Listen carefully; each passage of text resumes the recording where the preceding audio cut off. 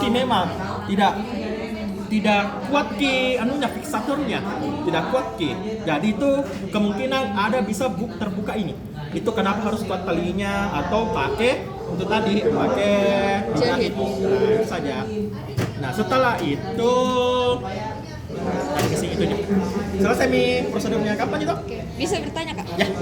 Tapi Kak, kalau yang saya tonton itu di video Kak, itu benang yang tadi digunakan untuk menguapkan itu tetap dikasih begitu atau dipotong? Nah, benangnya itu tetap di posisi itu. Kapan dibuka? Setelah semua tindakan tracheostomi selesai. Tracheostomi ini tindakan kegawat daruratan. Kenapa kegawat daruratan? Karena berhubungan sama respirasi. Kita ini hidup 10 detik sampai 30 detik ke atas tanpa udara kita pasti meninggal. Nah, ini kenapa termasuk kegawat daruratan? Karena dia sulit bernafas. Jadi itu dia butuh aliran udara. Kalau di PDU itu ada namanya ABCD. Ya, tindakan ABCD pertama airway, B apa itu C juga ada D toh begitu. Ini tindakannya. Tapi Kak, mau tanya. Jadi kan ini dilakukan kalau bisakah yang seandainya yang di saluran pernapasan atasnya itu sembuh bisa diambil itu tubnya atau tidak? Apa? Yang bagian tubnya ini bisa diambil atau tidak kalau sudah sembuh? Kak? Maksudnya diambil tubnya? Selesai kalau kan misalnya di atas Oh itu iya, tidak. kalau selesai kasusnya diambili. Ini biasanya untuk ventilasi jangka panjang. Ada menggunakan ventilasi jangka panjang kayak udara, bantang udara dikasih masuk di sini. Karena biasanya tracheostomi itu pada pasien yang dubius infosta. Betul dubius infosta? Bahasa kasarnya maaf pakai bahasa kasar karena bahasa halusnya. Dubius itu setengah mati, infosta itu mau mati. Dubius itu 50-50 hidup, infosta itu 50% mati ke atas. Fausta itu 50% ke atas hidup. Nah, biasanya tracheostomi ini dia dubius infosta karena sudah lemas, tidak bisa bergerak, bernafas saja butuh ventilator. Itu kenapa tulisan terakhir indikasinya itu ventilasi jangka panjang. Oke. Tadi pertanyaannya ditutup bisa atau tidak? Kalau sembuh bisa. Karena sebenarnya guys, ilmu kedokteran itu ada namanya suture yang kecil sekali itu yang bisa yang ikat ligamen ada bisa. Itu tergantung kemampuan. Atau dokter ada bisa kan? Itu bisa nih. Tidak ada tidak mungkin. Tapi susah. Karena alatnya susah, kemampuan skill juga harus seimbang. Ya. Oke, ada lagi mau ditanyakan? Kuis. Kuis. Berapa lama, Pi? Ya, kuis. Berarti ini tuh cuma digunakan saat prosedur apa tadi namanya di saat awal untuk gawat darurat. Ya, gawat darurat. Nggak bisa bernafas lah. Berarti setelah itu kalau misalnya kalau sudah diambil yang buat itu yang penghambatnya, berarti dosnya yang lagi pakai atau bakal tetap beberapa hari ke depan? Bakalan dibuka. Bisa jadi buka. Ada perlu post op-nya gitu nggak? Ada. Post op. Harus diperhatikan dia diberikan analgesik. Analgesiknya itu seprovaksi. Ada antiinflamasinya, ada diberikan antibiotik. Ya, tidak ada. Oke, tadi aku jelaskan maaf tambah sedikit. Ini kasusnya karena laryngeal obstruksi toh, ada penyumbatan di laryngealnya. Jadi dia 2 dan 3, tapi tidak ilmu paten. Nah, 2 dan 3 tidak ilmu paten. Misalnya dia bermasalah 2 dan 3, maka boleh dilakukan di 5 dan 6. Tidak selamanya boleh ilmu paten 2 dan 3. Ini kenapa tulis 2 dan 3? Karena pakai jurnal Kak. Karena takutnya juga disincing ke berapa, jadi harus Kak punya permisalan. Nah, jadi kupakai 2 dan 3. Bukan ilmu paten 2 dan 3 guys, tergantung lokasi obstruksinya di mana. Oke. Terima kasih Kak. Ya. Terima kasih Kak. Ya. Jadi selamat datang di meja 5. Di sini kami akan menjelaskan mengenai nasogastric tube atau NGT dan total ear canal ablation atau TK. Nah, NGT itu adalah pemasangan selang fleksibel yang dimasukkan melalui rongga hidung, terus ketemu epiglottis, lalu esofagus sampai ke lambung. Nah, pemasangan NGT ini bukan cuma karena suatu kondisi penyakit, tapi ini merupakan treatment atau terapi suportif ketika kondisi patologisnya itu menghambat cara menelan makanannya. Nah, untuk faktor penyebab kebutuhan pemasangan itu pertama ada gangguan menelan akibat kelumpuhan maupun kerusakan saraf. Entah itu kerusakan saraf di esofagus, entah itu kelumpuhannya ataupun kerusakan saraf di lambung. Terus cedera kepala, wajah, rahang maupun lain yang dapat menghambat atau cara menelan makanannya. Terus sumbatan akibat tumor, penurunan kesadaran atau koma, distensi atau atonia lambung. Siapa tahu atonia? Atonia itu ketika penurunan ataupun tidak ada sama sekali kontraksi otot, itu disebut atonia. Terus kebutuhan nutrisi internal jangka panjang. Internal itu saluran pencernaan. Nah, untuk anatomi sendiri masih ingat meatus? Ingat Kak? Ada berapa? Ada 3. Terus ada apa aja? Meatus ventralis, ada yang dorsal dan juga medialis. Nah, seperti kalian lihat di sini, ini yang hitam-hitam ini konke. Ini konke. Nah, meatus itu saluran. Nah, berarti saluran itu pertama ada meatus nasi dorsal. Yang ini, yang paling atas. Terus yang tengah meatus nasi medial. Yang bagian bawah meatus nasi Ventral. Ini dorsal, medial, ventral. Nah, kalau misalnya saya ada tambahan lagi, komunis. Meatus nasi komunis. Nah, meatus nasi komunis itu ini kan konke. Tuh. Ini konke, ini septum nasalnya yang cartilago. Ada di sini saluran toh? Nah, itu disebut meatus nasi komunis. Jadi gabungan dari semuanya meatus. Dia bikin saluran sendiri, itu namanya meatus nasi komunis. Nah, untuk jalur pemasangan untuknya itu dimulai dari rongga hidung. Nah, dari rongga hidung. Nah, dari rongga hidung, dari sini dia masuk ke meatus nasi ventralis. Terus sampai ketemu nasofaring. Nah, di nasofaring ini dia akan ketemu dari epiglottis, lanjut ke esofagus, lanjut ke lambung. Nah, untuk indikasinya itu pertama, pemberian nutrisi pada hewan, pemberian obat, pengeluaran isi lambung, pengambilan sampel untuk pemeriksaan lab, mengurangi tekanan intraabdominal. Nah, untuk nasogastrik, untuk pendekatannya itu hewan itu diposisikan duduk, terus diukur lagi dari ujung hidup ke pertengahan antara angulus mandibula. Yang mana angulus? Angulus mandibula sampai ke prosesus hypoideus. Di mana prosesus hypoideus? Di sana. Di astagfirullahaladzim.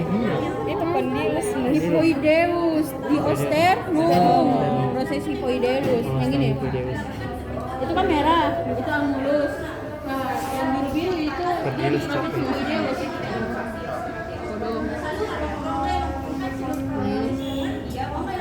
Siapa yang sudah nonton? Saya.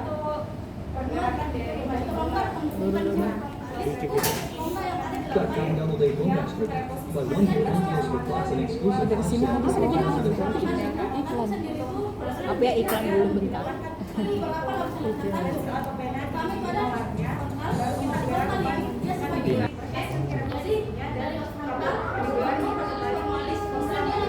Nah, itu dikasih euthanasia dulu.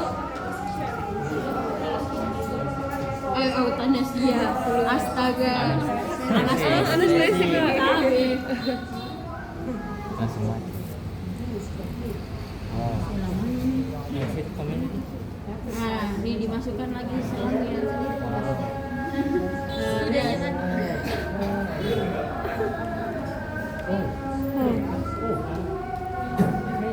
Kodong.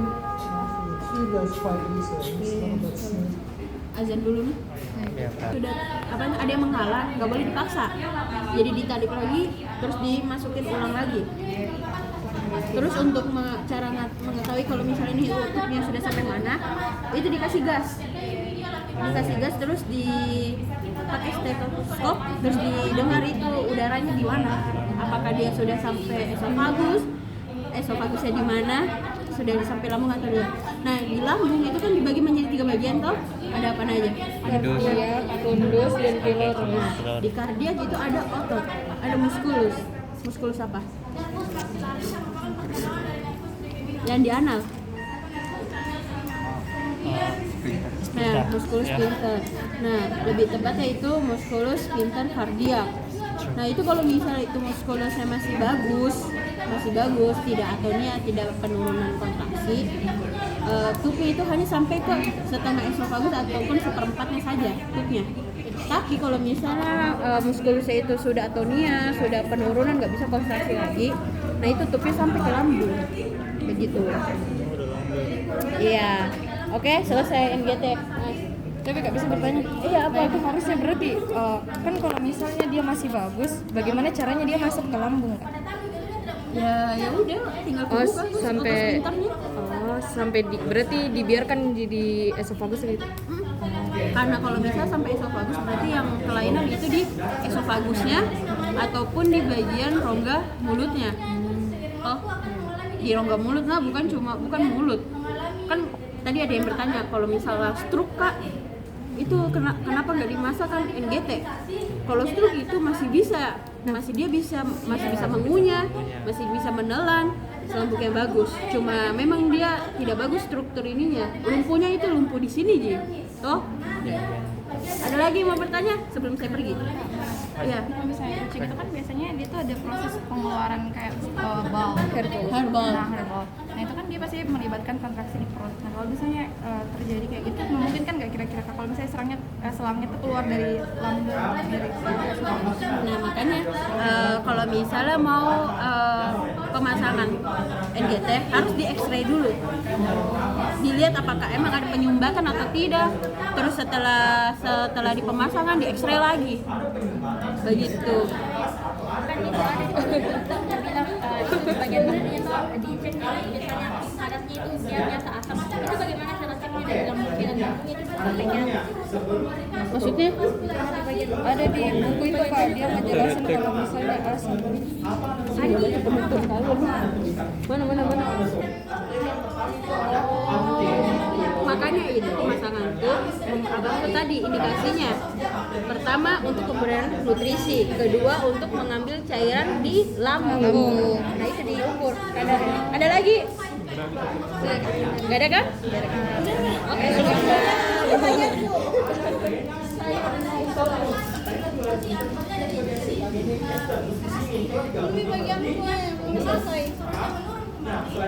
Kita masuk di bagian TK.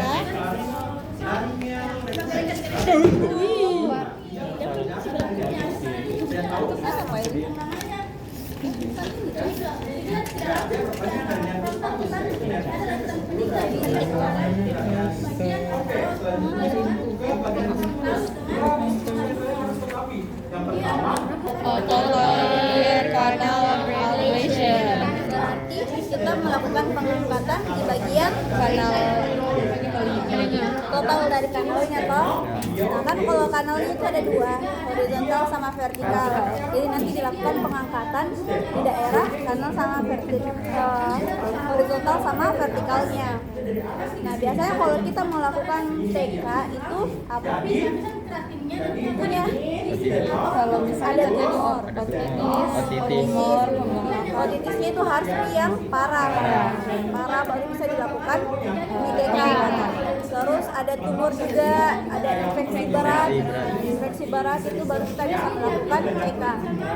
Nah untuk anatominya itu kan ada 3 bagian. Apa pertama? Regio, bukan regio sih kayak bagian-bagiannya dulu. Ada bagian eksternal, media, sama internal. Kalau eksternal itu apa saja? Pinanya, terus terus itu kanal-kanalnya horizontal dan vertikal. Itu saja. Terus kalau bagian tengahnya apa? ada timpani sama timpanicular sama bagian middle ear cavity-nya, kakunya. Terus kalau bagian dalamnya itu ada auditory auricles sama cochlea, terus ada dia itu untuk melangsungkan ke bagian nasopharynx yang bagian auditory tube. Untuk fungsinya bisa juga lihat di sini, baca-baca di bukunya kalian. Terus di bagian otot-ototnya, nah bagian yang bakal kita intervensi untuk daerah TK ini yang pertama ada bagian arteri. arteri itu sudah pasti nih bakal kalian dapat toh kalau ini kita insisi, karena pasti adanya pendarahan. Tapi kalau misal kita tidak was-was dari awal, nanti itu kayak pendarahannya lebih parah. Terus di bagian kita insisi untuk bagian kanal-kanalnya itu di bagian parotid gland. Di bagian parotid glandnya kan nanti ada 2 titik orientasinya TK. Ada yang bentuk huruf T, ada yang keseluruhan dari pinanya. Nah, terus kalau misalnya di bagian kanalnya itu ada parotid gland, terus di bagian kanalnya itu biasanya ada lewat facial nerve atau nervus facialis. Makanya kalau di saat dilakukan pemotongan di bagian kanalnya itu harus hati-hati. Harus kita lihat dulu, tidak ada jika nervusnya, dari jika arterinya di saat pemotongan. Karena kalau pemotongannya dapat arterinya, itu entah dia pendarahan hebat atau tidak. Kalau kita tidak pakai epinefrin sama nervusnya nanti yang kita potong toh, kan tadi tahu. Siapa tahu dia potongnya dengan tidak kelihatan karena penuh dengan darah toh. Karena ada di beberapa video yang dia potong bagian arteri yang besarnya, jadi betul pendarahan. Di sesi 1 tadi itu ada di situ di video, dia potong di bagian arteri besarnya, jadi banyak sekali pendarahannya. Tapi kalau untuk sesi ini yang singkat saja aku kasih lihat. Ini kita rontok Yang pertama, mencukur dulu, pasti nih, mencukur dulu. Setelah mencukur dulu, kita menandai, yang kedua menandai golden checkpointnya. Di mana golden checkpointnya? Oh ini di cartilago cricoid. Karena tindakan tracheostomi adalah tindakan yang dilakukan di trachea. Dia biasanya 2 atau 3 cm di bawah cartilago cricoid. Selanjutnya, penyisian operasi yaitu yang bagian kanalnya, yang dulunya kalian dimulai di mana blade-mu ketemu kulit. Paham? Blade-mu ketemu kulit. Pencukuran itu bukan operasi, bukan operasi. Pemberian itu bukan operasi. Pemberian checkpoint itu bukan operasi. Nah, itu akan operasi insisi. sudah Tapi bisa, kalau yang insisi dimulai. semuanya diangkat, yang di bagian daun telinganya yang kartilago, itu betul-betul bagian setelah kartilagonya, semuanya kartilagonya diangkat. Dari Sampai-sampai dari daun telinganya. Tapi ini dia masih misalkan sih 2 dan 3. Maaf ya guys, ini dalam kesempatannya 2 dan 3 bisa 5 dan 6. Tapi kasusnya yang di bawah ini saya buat ini, dia itu laryngoscopy. Jadi dia 2 dan 3. 2 dan 3. Oke, paham? Untuk kan di sini penyembatannya, jadi dibuatkan di sini. Paham? Di sini penyembatannya, jadi dibuatkan. Oke, selanjutnya setelah penyisian yang pertama kulit kan, sudah kulit subkutan. Setelah subkutan dari video, ada warna kuning, ada warna kuning. Nah, warna kuning itu lemak, ya warna putih itu campuran lemak juga, warna lemak. Seperti dan angka itu juga. Setelah itu dikeluarkan, ada yang otot, tambah dengan otot tadi sama gunanya untuk mengurangi pendarahan. Setelah dikeluarkan itu berdua, Kan dia panas, jadi dia oke, kayak solder tuh. Langsung dia kasih satu lagi dengan yang lainnya. Penyisian dilakukan di ligamen intraoral. Tegas. Oke, setelah bisa bantu kalian. Kan dia anestesi. Anestesi lokal. Nanti selesai anestesi juga langsung dikasih obat anti nyeri supaya tidak terlalu sakit. Selanjutnya itu medical. Setelah Ini dilakukan di jangan bagian di atas 20%, di bawah 20%, kalau bisa 30%. untuk mengakses bagian kanal-kanalnya. Tracheal itu Kanal masuk horizontal sama kanal dia masuk. Kenapa? Dan ini kalian mengisi 50%. Nah, karena ini terkeempat dari tracheal itu apa? Ada muskulus dengan dialis. Jadi tinggal sektor kontak dia Jam 20 ini